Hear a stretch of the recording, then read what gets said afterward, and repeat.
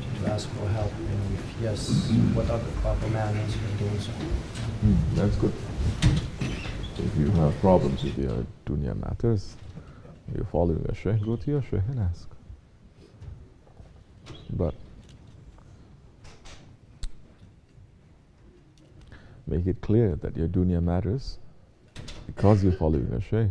That dunya matters, the aim is to please Allah and His Prophet. That is the aim. Because there are some that are asking prayers for dunya matters. Doesn't matter they're murids or not murids. We see they are the most interested, most passionate, most coming to ask to be in consultation only about dunya matters. When it comes about spiritual matters, matters of the ego, nothing.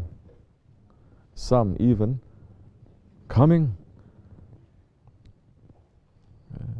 showing so much respect and everything. And then when they get whatever the dunya that they're asking for, they became completely silent. Some they leave completely. That is the nature of man. Yeah. We should not be. And so Allah subhanahu wa ta'ala is saying through the Holy Prophet saying, if you have, ask from Allah, ask. Even if your shoelaces are broken, ask from Him. The meaning of that is the Prophet is saying, be in need of Allah. Be in need and show your helplessness, your weakness to Allah subhanahu wa ta'ala. Prophet ﷺ is not meaning ask him, especially about the dunya. The Prophet is meaning there also to say everything that is happening to you, make that connection. Remember Allah. Remember Allah. Because today's people, if they get sick, first thing they talk about is doctor. First thing they think about is doctor. If anything happens, they think about everything else except for Allah. When there is a storm coming, they say, oh, it's nature. Who created that nature? Allah. Don't say it is Allah. If there is a flood and it's killing people, don't say Allah is responsible. Don't say. So they're trying to remove now Allah from what? The ruling of this world. You understand? Even Muslims who want Shariat, they say, it's different now. Did Prophet say, Shariat is only for my time? Then after that, no more Shariat? No, Shariat is for Judgment Day and beyond. Different kind of Shariat. But who wants it? Which nation today begins with Bismillahir Rahmanir Rahim? So we've turned to become Nemruds, worse than Firaun. Firaun is mentioned more in the Quran than Nemrud. Because although Firaun, it is an enemy to truth, but Firaun was a very good ruler. Firaun, he was taking care of his people. The Bani Israel, they were there under punishment anyway.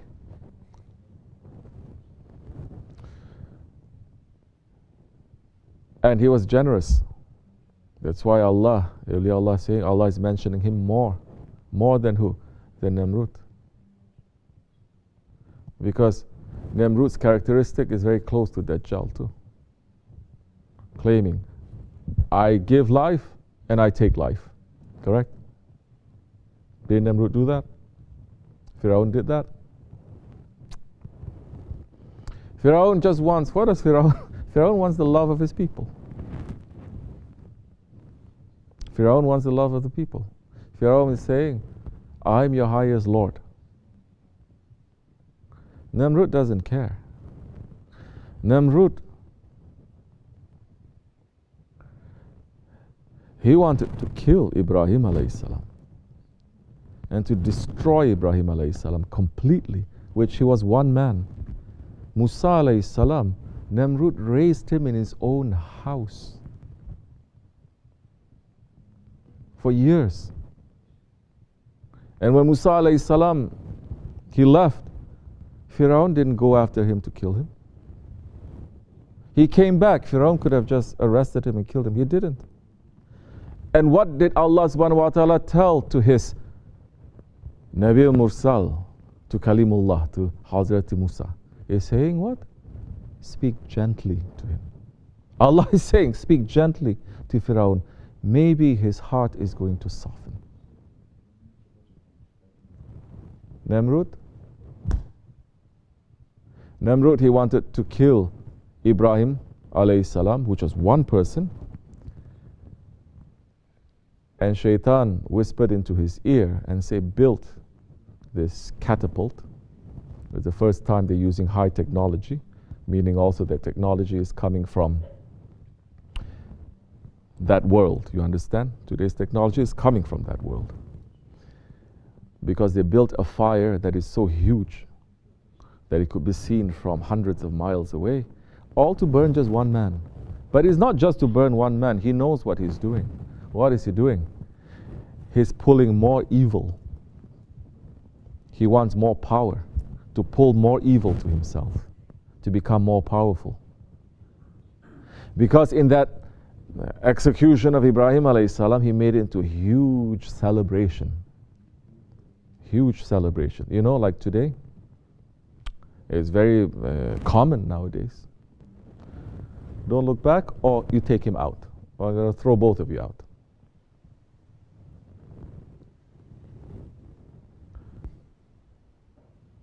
He made a huge bonfire, and he's saying now everyone to do as many disgusting evil acts as possible. Human sacrifice they did. Drinking, everyone doing anything that they want, because this is our characteristics of paganism, you understand? To feel like that, they have to pull that kind of evil, so they have to do all sorts of evil. First, you have to lose your mind. You have to lose your humanness. You have to become an animal. First thing you do, you drink, and then you lose. You don't lose. Shaitan gets into you. Shaitan gets into you. You understand? You will not know. You won't have any power over your own senses. If something else has taken over. Otherwise, how Shaitan is going to enter into a man?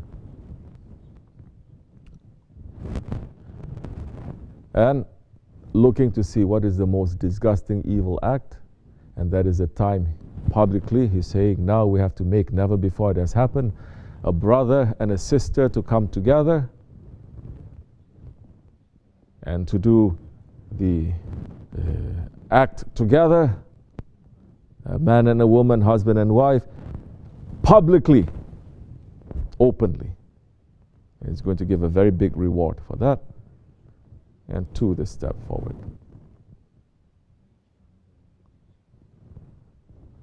So now Namrud, he wasn't satisfied with just wanting to kill Ibrahim alayhi salam. He wanted to kill Allah.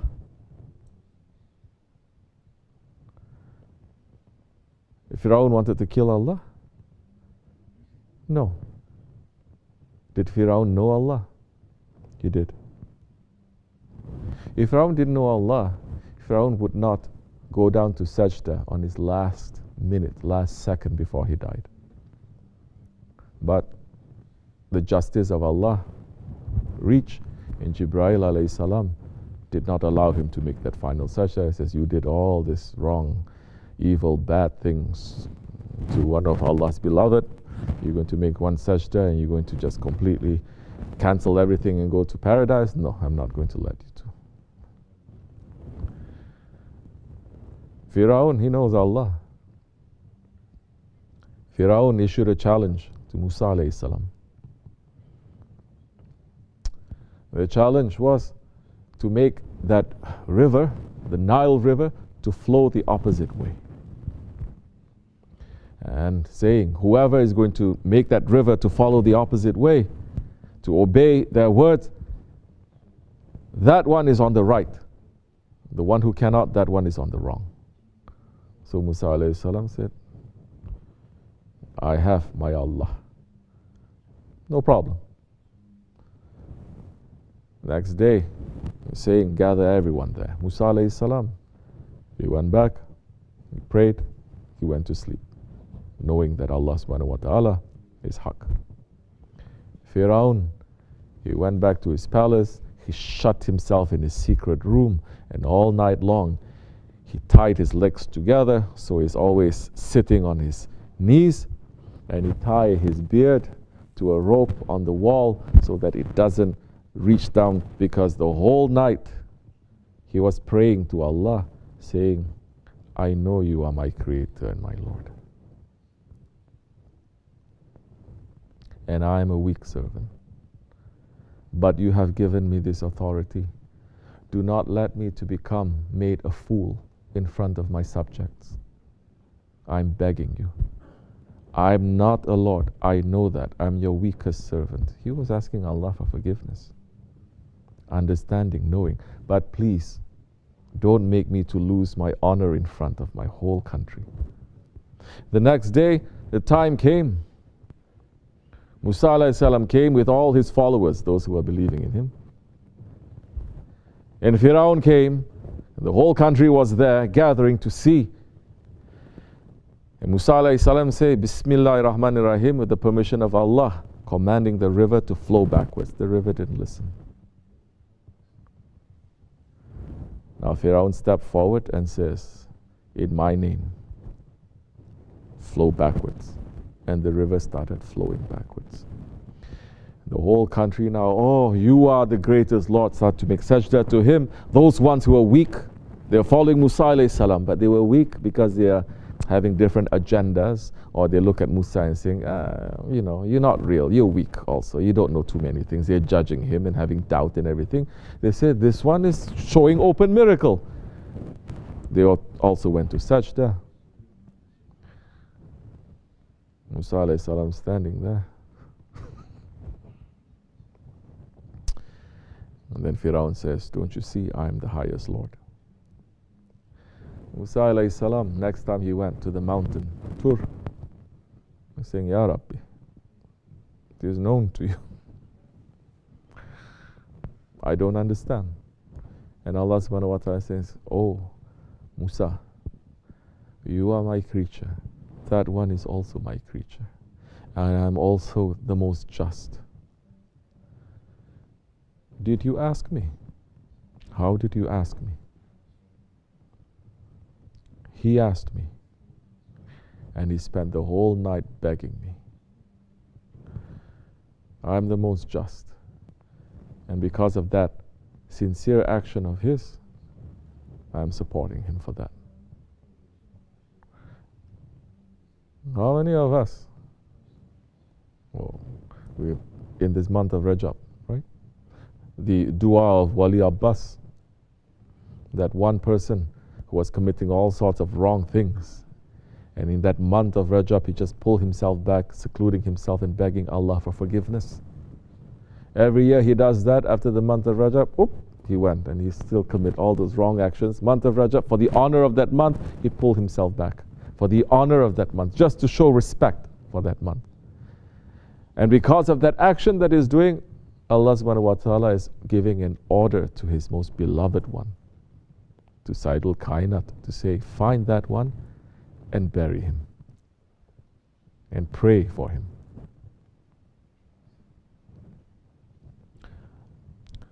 Today's people, they are not Firauns. Today's people are Namruds. Because Namrud is saying to Ibrahim alayhi salam, saying, your Lord is in the sky, that is his kingdom. His business is in the sky.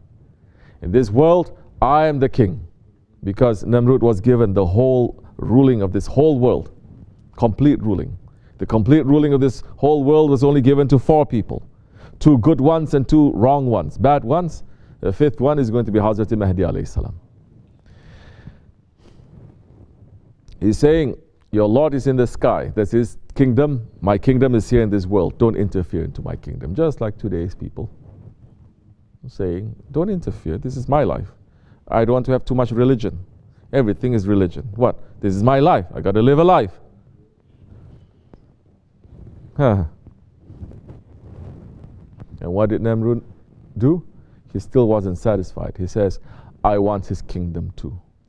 So he made another kind of technology with birds that brought him up to the skies because he wanted to kill Allah, challenge Allah, challenger. I mean, we're not saying anything, so to challenge Allah. And he took a bow and an arrow, 4 huge birds tied into a hut, bringing him higher and higher. Don't also think they're just regular birds. Don't also think that he knows knowledge that people today they have no idea of. Because person who is that evil, Shaitan is going to open also the knowledges that is from this world and other worlds to them. So he took the bow and an arrow and he shot it, thinking that he wants to kill Allah. Allah subhanahu wa ta'ala, Ghafurur Rahim, Ya Latif. He took one fish, sacrificed himself, and the arrow hit the fish, and the arrow came back down with blood. So Namrud was very happy, saying, you see, there's blood in my arrow, I kill Allah. This is my creature. This is my little creature. Challenging Allah. And how did Allah defeat him? With one mosquito. At least with Firaun. Firaun was defeated by one asa from paradise. Huh? And that asa, that cane was not just a cane too. It was another creature from paradise that had the power. It wasn't just a snake that swallowed the other canes. It was a dragon that was threatening to swallow Firaun and his whole palace. Namrud, one mosquito with a broken leg, entered into his nose, circling around his head, eating his brains. Just like today's people, they say the brains is the most important one. Eating his brains. Every time he eats, so much pain. And he starts hitting his head. Oh, he discovers every time he hits his head, the pain goes away. So now the pain gets more and more. Now he hires someone standing behind him with a big hammer. Every time he's eating, he's moving, so much pain, he says, hit my head. And the man with the hammer hitting his head. Until one day the pain was so great, he says, hit my head. And he hit his head and it cracked open and the mosquito flew out. It was the size of a bird. Finished. Shah Effendi saying what? Today's Namruds, today's Firauns. Allah subhanahu wa ta'ala is not even going to send a mosquito. It's less than a mosquito. And that's only a small taste. He's sending all these viruses to finish everyone.